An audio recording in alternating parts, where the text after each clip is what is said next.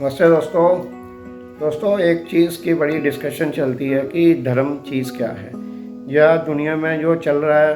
इतने धर्म हैं, मुख्यतः हिंदू, मुस्लिम, सिख, ईसाई, क्रिश्चियन, ये सारे धर्म तो हैं ही हैं। लेकिन क्या ये धर्म होते हैं, या यही धर्म होते हैं, या क्या चीज़ धर्म होती है? तो धर्म का एक तो पहले तो धर्म जो सनातन धर्म में सनातन धर्म एक, अब देखा जाए तो सनातन धर्म की जो पद्धति है उसको मानने वाले भी 4, 5, 6 हमें मिल जाएंगे। जैसे सिख इज़म को भी देखें, सिख धर्म को भी देखते हैं तो वो भी, उसकी भी जो लाइफ स्टाइल है या रहने का तरीका है वो एज़ पर सनातन धर्म ही है। और अगर क्रिश्चियनिटी को देखते हैं तो वो एक फॉलो करती है एक चीज़ों को। तो इसी तरह हर धर्म को हिंदू भी सनातन धर्म की चीज़ों को फॉलो करता है। But basically what actually is, क्या ये बड़ी बड़ी किताबें धर्म होती हैं, या एक किताब या 2 किताब या 10 किताबों के अनुसार चलना धर्म होता है? तो धर्म होता क्या है? तो एक बार मेरे एक मीटिंग चल रही थी, तो उसमें एक मेरे भाई ने पूछा भी था कि क्योंकि आगे से जब बोला गया कि आपका कोई सवाल है तो उसका जवाब आपको उसका जवाब मिलेगा, तो पूछा गया कि धर्म क्या है। तो ये इसका जवाब, इसका प्रॉपर आंसर मिलता नहीं है। जहाँ फिर बड़ी बड़ी डेफिनेशंस होती हैं, जहाँ बहुत बड़े बड़े घंटों बैठ के डिस्कशंस होती हैं, डिबेट्स होती हैं, पर प्रॉपर जो आंसर आता नहीं है। फिर कुछ एग्जांपल्स दे दी जाती हैं। तो धर्म बेसिकली, धर्म जो है वो इंसान के अंदर ही है। और श्री कृष्ण महाराज ने भगवत गीता में कहा है कि मैं अपने परम भक्त को बुद्धि देता हूँ। और बुद्धि कौन सी देता हूँ? सो दैट वो धर्म के मार्ग पे चल पाए, धर्म को समझ सके और धर्म के मार्ग पे चल पाए। अब धर्म के मार्ग पे चलना क्या होता है?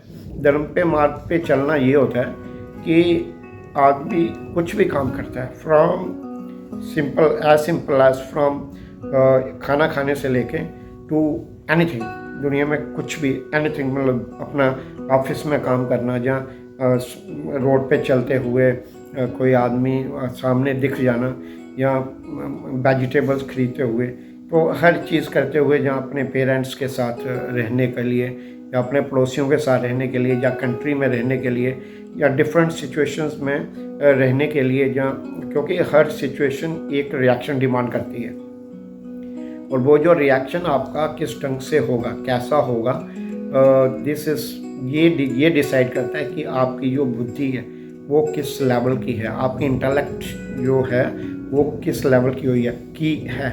और इंटेलेक्ट का बढ़ना इज़ ए कंटिन्यूस, जो लाइफ में पैदा होने के बाद, उसके बाद फिर उम्र बढ़ती है, तो उम्र बढ़ने के साथ, एज में ग्रो होने के साथ जो ग्रोथ होती है अपनी इंटेलेक्ट की ग्रोथ होती है विद एक्सपीरियंसेस। नए एक्सपीरियंसेस आते रहते हैं और नई ग्रोथ मिलती है। फिर यहाँ जिसकी ग्रो हो चुकी है, जिसकी बहुत ज़्यादा ग्रो हो गई है, उनके साथ हम बैठते हैं तो वहाँ पे हमें उनकी बातें सुन के भी एक ग्रोथ मिलती है। तो हम अपनी बुद्धि, जो हमारी बुद्धि है, जैसे पहले ही मैंने बोला कि श्री कृष्ण भगवान ने कहा कि मैं अपने परम भक्त को बुद्धि योग देता हूँ। तो जब हमारी बुद्धि, हमारी इंटेलेक्ट जब ऐसी हो जाती है, एक मतलब इट गोज़ ऑन ग्रोइंग, ये ग्रो होती रहती है, और there is no end to it. ये पक्की बात है, there is no end to it कि ये कितनी ग्रो हो सकती है। फ्रॉम, मतलब Vivekananda is one such example, Swami Ramakrishna Paramhansa ji is one such example कि उनको अपनी वाइफ में भी देवी दिखती थी। तो ये एक चीज़ है, बट इसमें इन चीज़ों से ये चीज़ समझ नहीं आएगी। ये बहुत ही सिंपल सा मैकेनिज्म है, जो कोई भी आदमी समझ ले तो their life becomes as good as anything can be, because it's not money. पैसा आपके पास अंबार लगा हो, बहुत पहाड़ जैसा हो, और श्री शंकराचार्य जी ने कहा है कि अगर आपके पास पैसा बहुत तगड़ा है, बहुत अंबार लगा हुआ है, पहाड़ जितना, सुमेरु पर्वत जितना आपके पास पैसा है, और आपकी पत्नी जो है वो दुनिया में सबसे सुंदर वाइफ है आपके पास, और दुनिया में सबसे सुंदर आज्ञाकारी बच्चे आपके हैं कि आप कुछ बोलने से पहले ही वो समझ जाएं करना क्या है। और जहाँ पे भी आप जाएं, आपने शास्त्र को इतना पढ़ा लिखा है, और गद्यम, ये गद्य पद्म, ये सब इतने पढ़े हुए हैं कि आप कहीं पे भी जाके जरा भी बोलते हैं तो तालियां ही तालियां बजती हो, और आपकी कीर्ति चारों दिशाओं में हो। लेकिन तो भी अगर आपको धर्म की जगह पर उन्होंने गुरु शब्द इस्तेमाल किया है कि अगर गुरु के चरणों में अगर आपकी बुद्धि टिकी हुई नहीं है तो ये सब किसी काम का नहीं, कुछ नहीं रहेगा। तो सिंपल वर्ड है कि गुरु और जो धर्म वैसे तो पर्यायवाची हैं, दोनों एक ही के हैं, क्योंकि गुरु जो है, जो आध्यात्मिक गुरु हैं, उन्होंने अपनी बुद्धि को उस स्टेज पे वो ले चुके हैं, वो वैसे अनुभव कर चुके हैं, और ऐसी परिष्कृत बुद्धि उनकी हो चुकी है जिसके बारे में श्री कृष्ण महाराज कह रहे हैं कि मैं अपने परम भक्त को बुद्धि योग देता हूँ। वो बुद्धि उनको मिल चुकी है। अब होता क्या है? होता ये है, जैसे मैं कह रहा था कि जीवन में जिस भी सिचुएशन में, चाहे अपने पेरेंट्स के साथ हो, भाइयों के साथ हो, ऑफिस में हो, अपने मैनेजर के साथ हो, अपने सीनियर के साथ हो, अपने जूनियर के साथ हो, एक डॉगी के साथ हो जो मोहल्ले का हो, जहाँ पेड़ पत्तों के साथ हो, या और भी पत्थर जो जिसमें हमें जीवन नज़र नहीं आता है, वो पत्थर के साथ हो, हम ऑप्शन कौन सा यूज़ करते हैं? क्योंकि हर सिचुएशन में हमारे पास ऑप्शंस बहुत सारे होते हैं, और उनमें से कौन सा ऑप्शन हम यूज़ करें, दैट डिसाइड्स कि हमारी बुद्धि कहाँ पे पहुँची हुई है। और बोर्ड ये डिसाइड करता है कि हम कौन सा, which path we are walking on, is it the path of the dharma और is it the path of our choice of, या हमने कि इस पाथ पे चल के हमें ये बेनिफिट मिलेगा। बिकॉज हम एनालिसिस करते हैं, जब भी हमारे पास ऑप्शंस बहुत सारे होते हैं तो हमारे अंदर एक एनालिसिस चलता है कि ये वाला पाथ करने से हमें ये बेनिफिट होगा, ये वाला चलने से ये बेनिफिट होगा। वो जो पाथ है वो ऑप्शंस है। तो ये चीज़ जो हम घर पे कभी बार बैठ के बच्चों के साथ या अकेले में भी, ये एनालिसिस हमेशा हमारे माइंड में चल रहा होता है। फॉर एग्जाम्पल, अब श्री दशरथ जी ने तो रात को पहले दिन घोषणा होगी, श्री राम जी जाएंगे वनवास, श्री राम जी जाएंगे, श्री राम जी का सुबह तिलक होगा, पूरी अयोध्या दरवाजे के ऊपर खड़ी होगी। रात को कुछ लोग घर ही नहीं गए, और उनके मंत्री सुमंत जी जब आते हैं सुबह, तो सारी प्रजा कहती है जल्दी से दरवाजे खुलवाइए, जल्दी से बताइए। श्री राम जी उठ जाते हैं जल्दी, वो नहा रहे हैं क्योंकि अभी उनका तिलक होना है।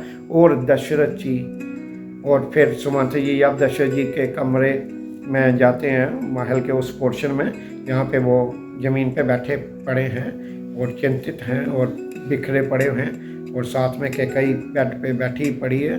तो सुमंत जी को कैकेयी आज्ञा देती है कि जाओ राम जी को बुला के लाओ। तो राम जी को बुला के लाया जाता है। तो राम जी उस समय आते हैं, वो उनके कदम रुकते नहीं हैं, वो कदम आहिस्ता नहीं चलते हैं, उनके कदम और तेज़ी से चलते हैं। वो श्री दशरथ जी के पास आ जाते हैं और कहते हैं कि पिताजी ये मतलब ये क्या है, ये मतलब व्हाट इज़ दिस सीन।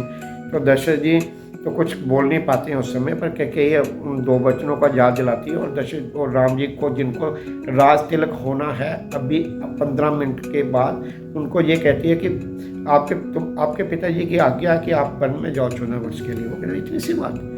तो ऑप्शन उनके पास ये ऑप्शन तो था ही कि पिताजी ये क्या कह रहे हैं आप, ये माँ आप ये क्या कह रही हो, मुझे तो अभी तो मुझे आधे घंटे के बाद मेरा तिलक होना है, मुझे ये राज्य प्राप्ति होनी है, तो आप मुझे बोल रहे हो कि मैं बाहर चला, मैं अभी वन में जाऊँ, मैं नहीं जाऊँगा। ये ऑप्शन तो था ही उनके पास। और दूसरा ऑप्शन क्या था, ऐसी की तैसी तुम्हारी, पकड़ के अभी डालता जेल में। पिताजी ये कैसे हो सकता है।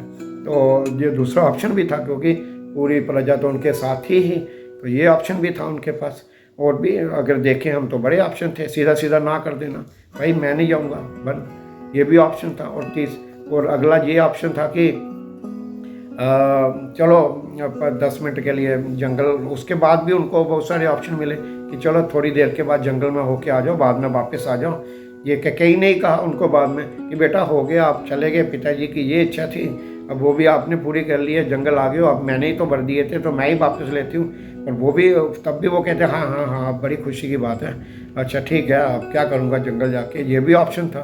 तो अगर आप और भी, मुझे तो इतने ज़्यादा बताने आप भी नहीं रहे होंगे, तो श्री राम जी के पास कितने ऑप्शन थे, हज़ारों ऑप्शन थे, बड़े ऑप्शन थे। वो कुछ भी कर सकते थे, वो तलवार से कुछ भी कर देते और कर देते, भरत के खिलाफ चढ़ाई कर देते कि भरत आ ही ना पाता। तो बहुत सारी चीज़ें कर सकते थे, लेकिन उन्होंने ये सब नहीं किया।